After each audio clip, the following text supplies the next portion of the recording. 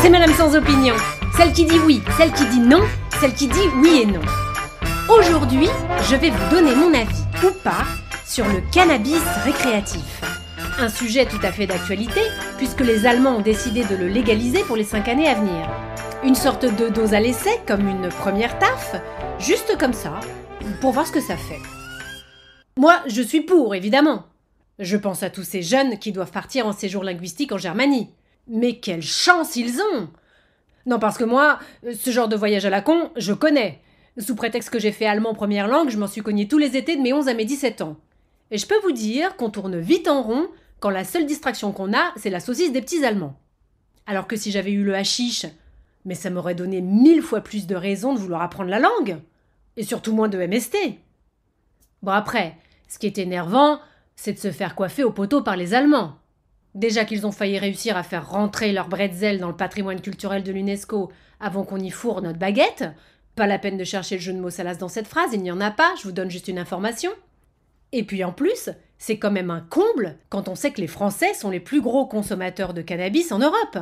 On est en train de se faire passer devant par des moins bons élèves, alors que c'est nous qu'on est les meilleurs en fumette. Zut à la fin! D'autant que ça serait une super solution pour renflouer les caisses de l'État et financer nos retraites.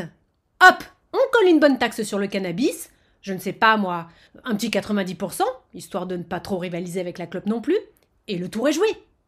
En plus, je ne sais pas vous, mais moi, je trouverais ça drôle qu'on finance les EHPAD avec l'argent de la drogue. D'autant que ça donnerait l'occasion de les rebaptiser.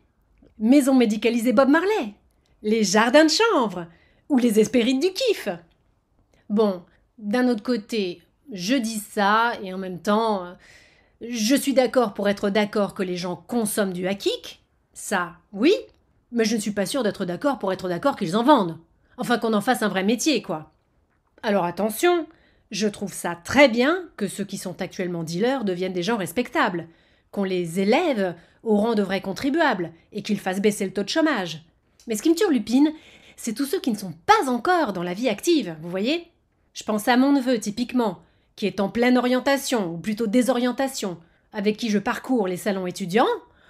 Bon, concrètement, ça veut dire que le prochain qu'on fait, entre les stands « Comment devenir influenceur » et « Ensemble, réinventons le métier de boulanger/VTC », on pourrait tomber sur un stand « Dealer, un métier d'avenir pour toi ».